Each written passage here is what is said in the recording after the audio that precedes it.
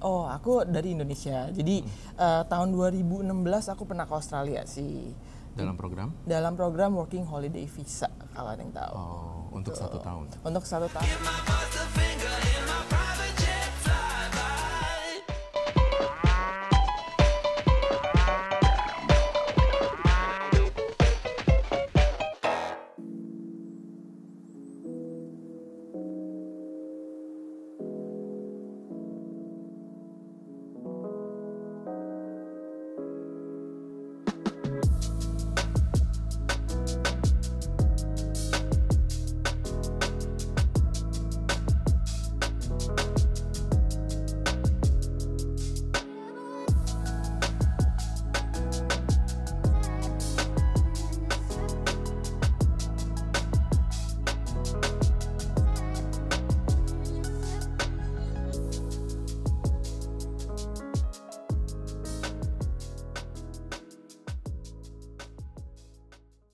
Hai guys, jumpa lagi bersama aku Pandogo Tom, dan kali ini aku lagi kedatangan tamu, salah satu student baru loh di Brand new di University of Alberta. Ya.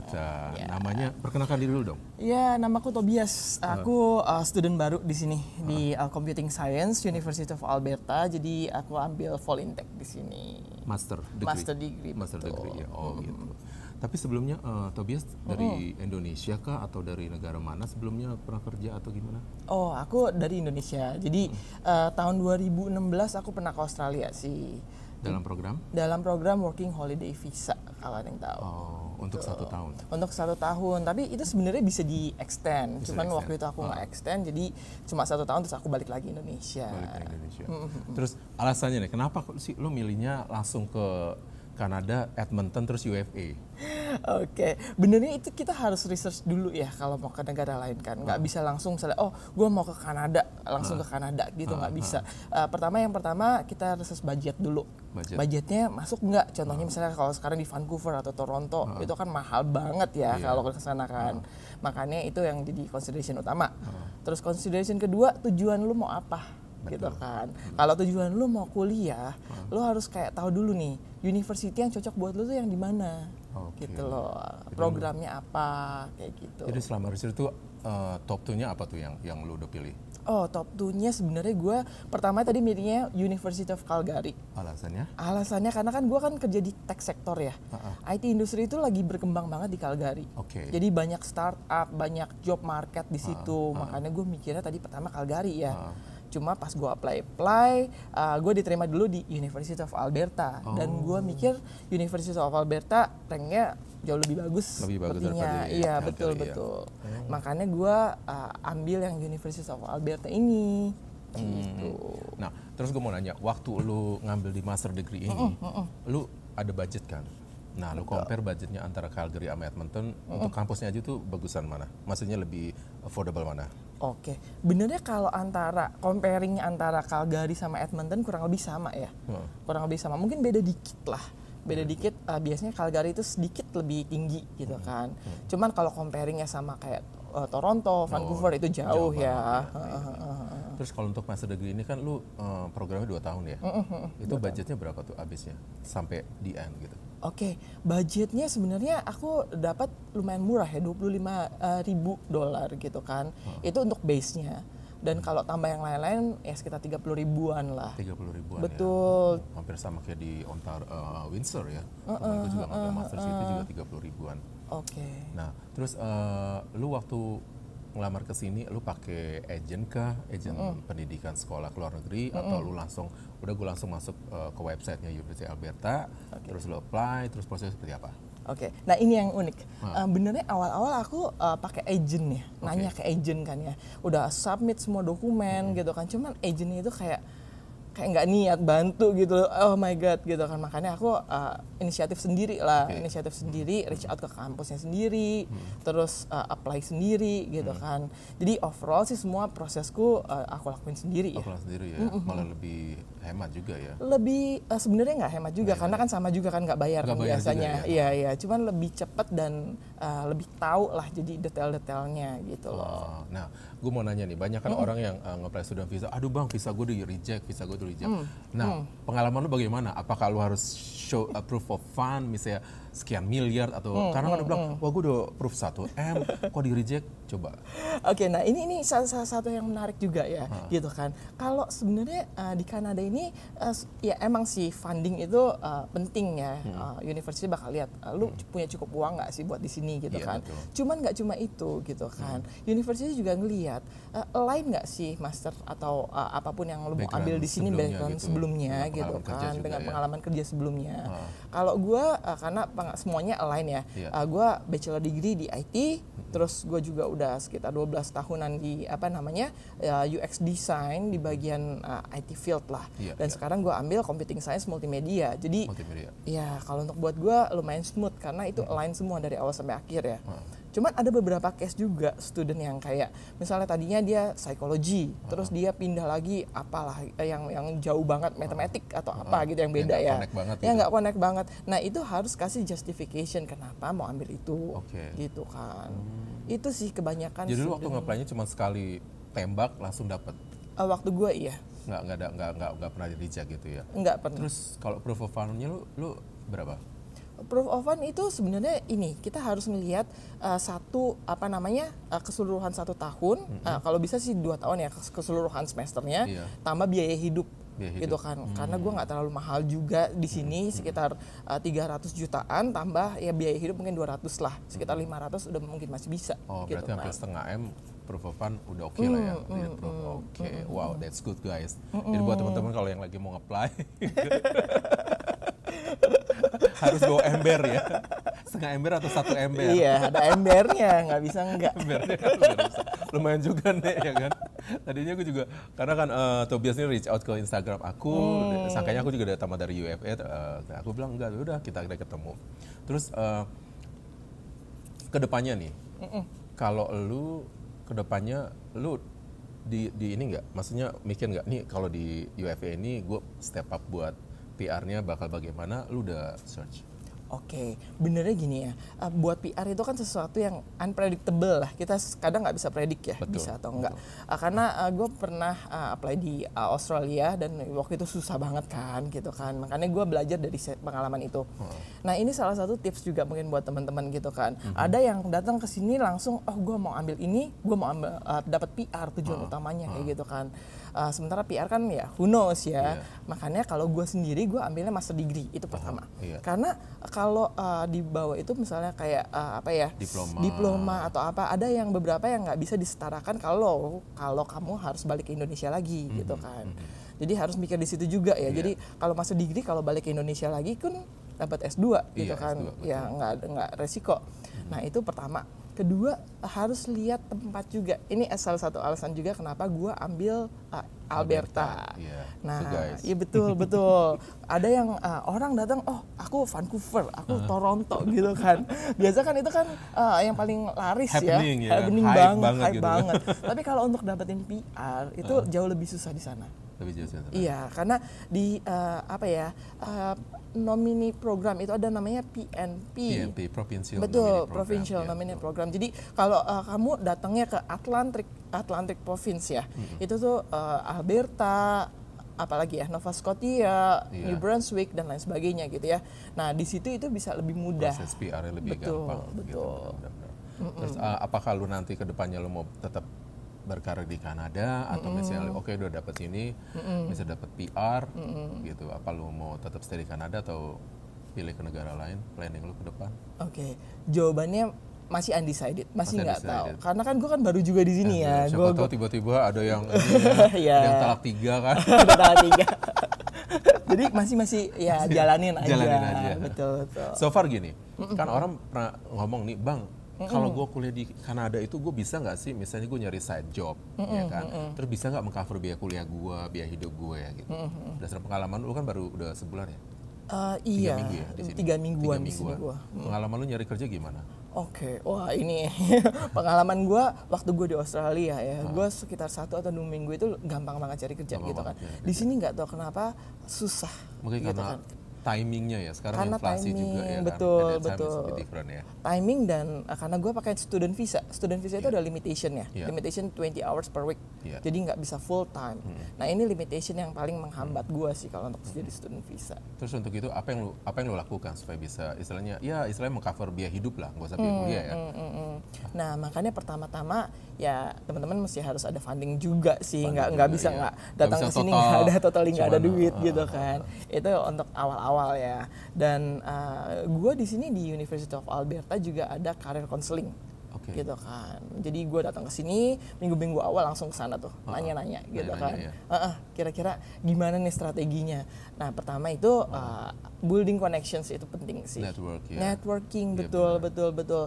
Jadi contohnya misalnya bisa buka di Eventbrite atau Meetup gitu kan. Di situ banyak event-event yang bisa dikunjungin gitu kan. Nanti di sana ya udah kita coba ngobrol, building connections, dan salah satu yang penting lagi adalah LinkedIn connections. LinkedIn connection. Karena kan gue kan LinkedIn connections-nya kebanyakan orang Indonesia ya, gitu kan. Sementara di sini kan beda. Iya. Nah, begitu building connections at LinkedIn-nya lama-lama jadi regional. Iya. Itu sih. Wow, tuh guys. Jadi kalau yang penting jangan mengharapkan kalau buat kuliah tuh biaya hidup itu di cover full, enggak lah. Ya istilahnya cuma buat kebutuhan sehari-hari lah ya. Iya. Makanya dia juga lagi usaha cari-cari part time gitu. Kayak enaknya gitu guys. Terus kalau kebetulan lu datang sini kan lagi masih summer ya, belum winter. Tapi sebelumnya lu pernah ada pengalaman hidup di negara dingin belum? Oke, kalau di Australia dinginnya itu paling 7 derajat. 7 derajat Nah, ya. ini salah satu pertimbangan juga nih buat teman-teman kalau mau ke sini ya. Jadi banyak yang bilang winter di sini itu bisa nyampe sekitar -30 ya. Minus 30. Cuman gue juga nanya-nanya ke orang lokal ya di sini ya. Iya. Mereka bilang not too bad gitu Not too kan. Karena kalau dibanding dengan misalnya contohnya di tempat lain gitu kan, di sini tuh lebih kering. Di sini lebih dry. Jadi dingin tapi kering kalau kita pakai winter coat itu masih oke. Iya. Tapi kalau dingin tapi humid itu lebih dingin lagi gitu kan. Iya benar-benar. Nanti kita lihat ya. 2 bulan ke depan. Pasti bakal dingin. Terus kalau waktu lu kesini lu nyari akomodasi susah nggak? Nah ini satu, kalau waktu gue kesini pertama kali gue nanya ke kampus dulu kan, on campus gitu kan. Sementara on campus itu lumayan ya budgetnya gitu kan. On campus itu range-nya itu sekitar mulai dari 1000 ke atas gitu kan. Ya sementara kalau gue pengen cari yang di bawah itu gue harus off campus. Nah off campus ini juga mesti pinter-pinter ya, pinter-pinter milih-milih kira-kira yang bagus yang mana. Sekarang lu off campus kan? Sekarang gue off campus, kalau gue pakai namanya Harrington Housing gitu kan. Gue apply dari situ dan gue langsung dapat nih kebetulan. Kena gitu berapa kan. tuh? Kena 660. 660 itu masuk murah ya? Termasuk itu studio lumayan. ya? Itu studio tapi bukan satu full studio ya. Kita split, jadi satu apartemen itu berempat. Oh berempat. Oh berarti ya berarti berapa kamar tidur tuh? Ada 4 kamar tidur. Oh ada 4 kamar tidur. Oh jadi sharing apartemen ya? Sharing apartemen betul. 600 udah termasuk internet ya? 660 udah termasuk internet, udah termasuk listrik dan udah nggak bayar semua. lagi Gue kan? nggak bayar apa-apa. Laundry ada di bawah, jadi di paling bawah ya gitu. bayar untuk laundry aja. Laundry koin doang ya, that's a good. So keuntungan juga kalau transportasi lu kan udah di cover ya dari biaya. Transportasi iya. Udah pakai student card lu ya, UPass, UPass betul, gitu. betul. Websitenya UFA apa sih? ualberta.ca. ualberta.ca. Ini buat teman-teman kalau yang tertarik ya. Karena dari vlog ini juga sekarang udah banyak student Indonesia ya yang kesini. Aku juga kaget karena kalau aku review 6 tahun sebelumnya ketemu orang student Indonesia tuh yang masakan yang dari program LPDP. Lu nggak pernah coba LPDP? Oke, nah ini kalau LPDP atau program-program yang di offer gitu kan, itu kan by the end of the day kita harus pulang kan. Kalau enggak kita violating the rules dan itu bakal konsekuensinya besar ya gitu kan.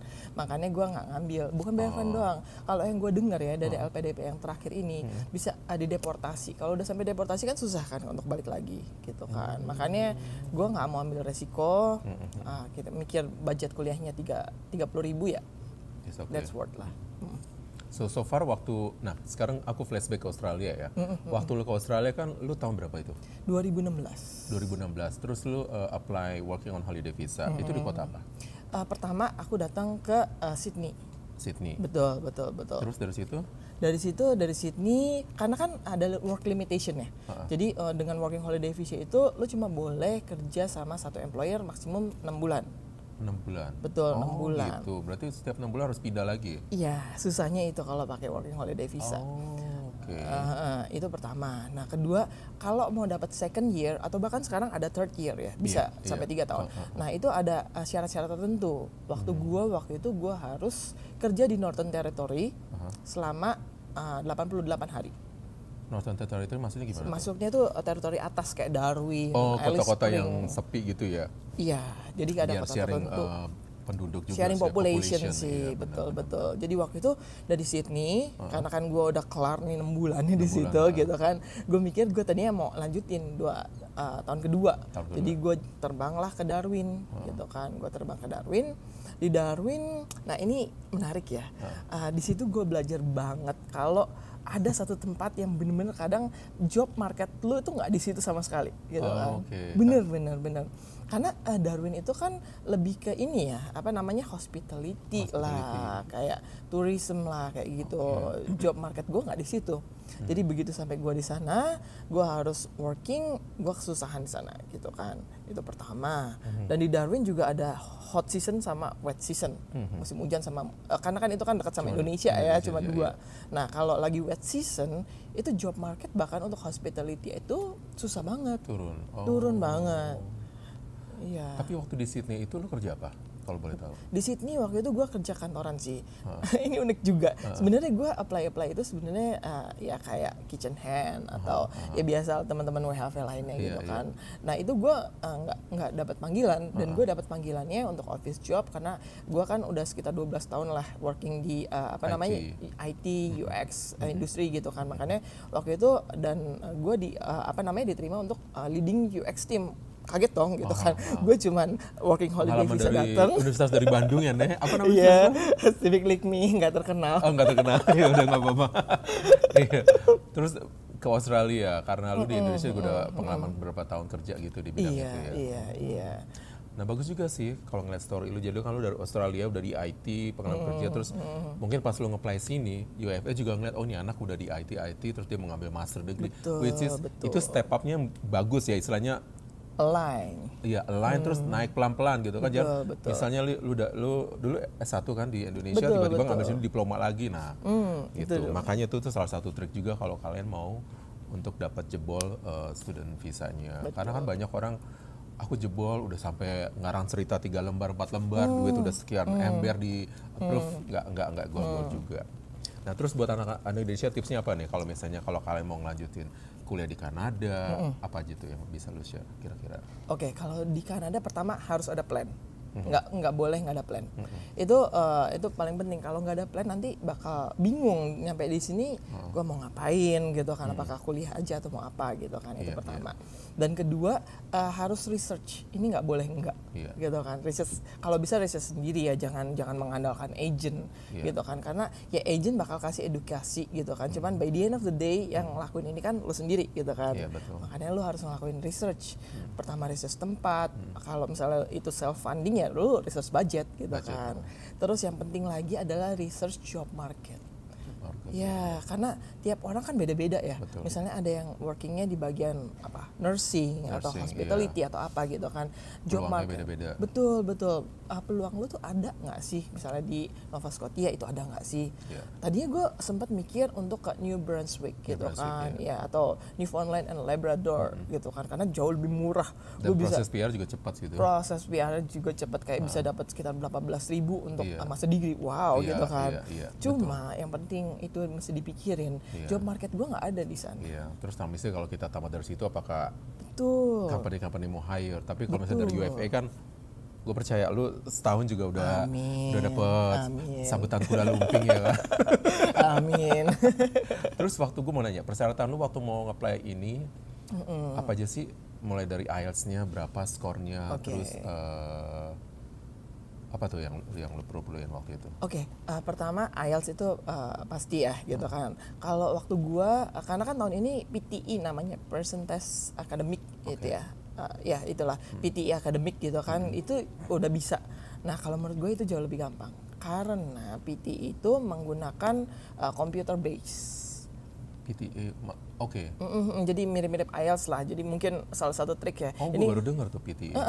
Ini sebenarnya trik yang dipakai sama imigran-imigran yang mau ke Australia gitu kan. Okay. Waktu gue dengarnya dari situ. Okay. Nah kalau IELTS bagus diterima di mana-mana gitu kan. Cuman kalau IELTS sendiri kan kadang misalnya speakingnya kan iya, langsung. kan ada poin-poinnya harus. Betul harus balance gitu kan. gitu. Betul. Nah kalau PTE ini karena kita menggunakan computer fully based gitu kan. Jadi kalau udah tahu triknya itu jauh lebih gampang. Oh berarti UFA ini terima PTE? UFA itu terima. Jadi ada beberapa universitas yang terima, ada beberapa universitas yang nggak terima. Karena gitu setahu kan. gue kan biasanya IELTS ya. IELTS, tapi PTE ini skornya berapa minimum? PTE itu minimum 70 kalau nggak salah. 70 ya. PTE. Kalau PTE mungkin kalau kita tuh apa sih di sini nih yang lokal gitu loh. Jadi pakai komputer tesnya. Iya, di komputer. Kalau IELTS kan emang benar-benar kayak di auditorium, pakai speaker gitu. Tapi IELTS sekarang juga ada computer based system sih. Ada IELTS. juga ya? Ya, oh, jadi. gue nggak tahu sekarang. Tapi tergantung teman-teman. Kalau lebih lebih nyaman yang nggak computer based ya depends ya, tergantung orangnya gitu kan. Benar-benar. Wow, gitu. mantap juga sih. Kalau IELTS itu minimum 6,5 sih sebenarnya, nggak terlalu 6,5 ya untuk semua sektor ya. Untuk semua sektor. Speaking English, writing sama iya, waktu gua ya. Iya. Tapi nggak tahu deh ini bakal berubah-ubah terus kan. Untuk master degree itu 6.5 right? Untuk master degree betul 6.5. 7 guys tuh kalau waktu IELTS gua 7,5. Jadi ya that's itu. Good enough.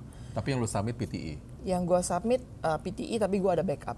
Karena kan gue sebenarnya apply express entry juga ya, gitu kan. Iya. Oh iya, lu jadi sebenarnya udah pernah nge-apply cuman belum. Betul. Nah, kalau express entry pakainya PTE general.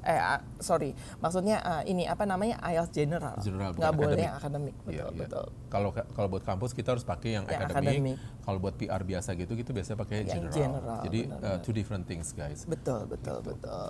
Terus apa lagi ya kira-kira? Tadi syaratnya kan pertama kan English ya. Pertama. Kedua itu dokumen lah intinya. Dokumen itu pertama proof of fund yang kita tahu, terus CV. Resume.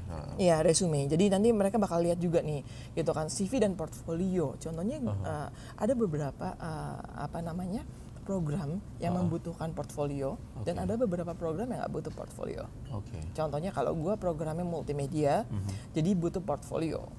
Nah karena gue udah punya extensive work experience, jadi gue masukin semua portfolio gue di situ, betul. CV, portfolio, dan satu lagi itu reference letter. Reference letter from previous company. Bisa dari waktu gue 2. Pertama dari kampus, kedua dari previous company, gitu kan. Nah ini yang agak tricky juga kalau di UFA ya kemarin ya, karena lumayan panjang itu essay. Jadi ya sebagai orang Indonesia kan ada nggak enakan gitu ya. Misalnya gue minta reference letter dari lu gitu kan, cuman lu harus ngisi panjang lebar gitu kan. Mungkin ada tips juga untuk ini, teman-teman bisa siapin dulu nih kayak draftnya. Kalau reference letter bisa kasih draft. Nanti mungkin yang bakal ngasih reference bisa tahu refer poin-poinnya gitu yang harus disampaikan di reference letter. Iya, dan jadi jangan cuma bilang bikin gue reference letter terbikin. Iya, karena itu panjang banget. Tobi ini kok cuma udah gitu aja. Padahal company maksudnya university itu pengen ada poin-poin tertentu yang harus dia catch up gitu ya. That's the good things. Terus kalau misalnya lu belum start kuliah kan ya? Gue start kuliah minggu depan. Minggu depan dia, karena ini sekarang tanggal 20 end of August ya kan, karena dia September udah mulai kuliah. Terus selama kedepannya lo apa mau ikut aktif di university, kegiatan mahasiswanya atau gimana? Sebenarnya gue kan lagi apply juga nih gitu kan. Nah mungkin informasi buat teman-teman juga, kalau sebagai student visa kalau on campus itu bisa full time work, unlimited hours di kampus gitu kan, di kampus area, bukan di kampus ya. Pastinya kayak di restorannya juga. Di restorannya juga nggak apa-apa.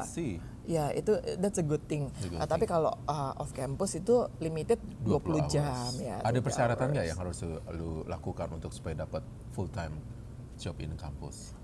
Untuk dapat full time job in campus sebenarnya kalau UFA karena besar banget ya kampusnya Kampusnya gitu gede kan. banget. Tergantung Hampir sama kayak UI fakultas. ya, lebih kali ya. Gue nggak tahu. Tergantung fakultas gitu Tergantung kan. fakultasnya. Karena beda-beda kan requirement-nya. Ada yang misalnya mengharuskan lo untuk aktif di kampus, ada juga yang misalnya kayak cocok line misalnya kayak apa ya untuk TE-ship atau RA-ship gitu langsung ke profesornya gitu kan. Kayak jadi asisten-asisten Jadi gitu. asisten gitu. Good. So far lu gimana? Maksudnya udah sampai Edmonton.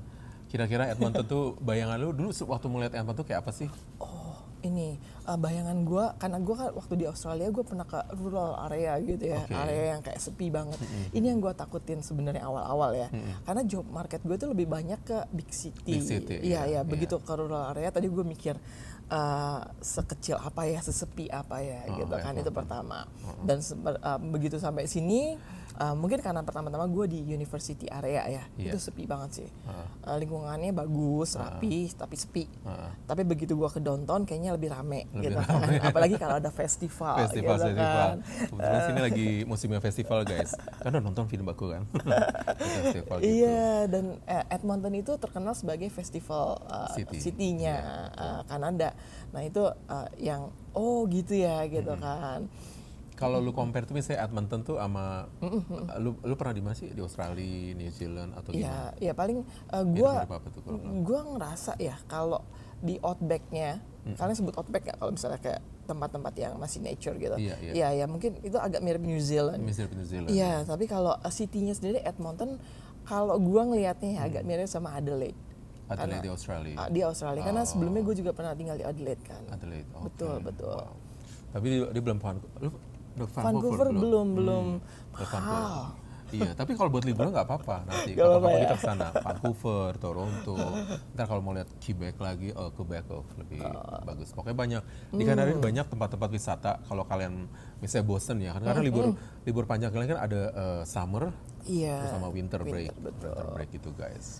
Kalau gue mau ke Banff sih. Banff, yuk nanti kapan-kapan yuk kita atur. Jangan winter. Jangan. Next summer aja, sambil udah kerja sisihin duit gitu. Karena summer juga sini di Banff hotelnya lumayan mahal. Betul. Bisa 300-an, 400-an, apalagi kalau high season banget. Gitu. Oke guys, gue boleh nggak nih? Misalnya teman-teman kalau mau reach out lu ke Instagram lu, mau tanya-tanya langsung kan banyak nih mungkin pada nonton. Abang, gue mau nanya ini dong, Instagram boleh nggak? Boleh banget. Kalau mau reach out gue, Instagram gue TOBBY89. Oke, nanti aku masukin sini, aku pasang screenshotnya ya guys. Jadi thank you banget Toby untuk waktunya. Aku curi waktu karena dia sebenarnya lagi ada mau kerjaan ntar jam 11.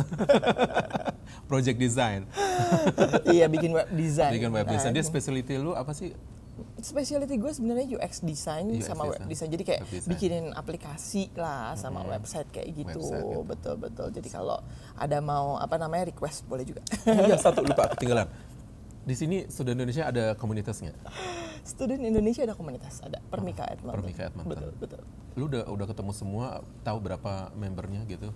Untuk UFA aja? Untuk UFA aja, gue lupa jumlah kisaran berapa ya, mungkin sekitar di bawah 50 sih. 50 ya lumayan banyak ya guys.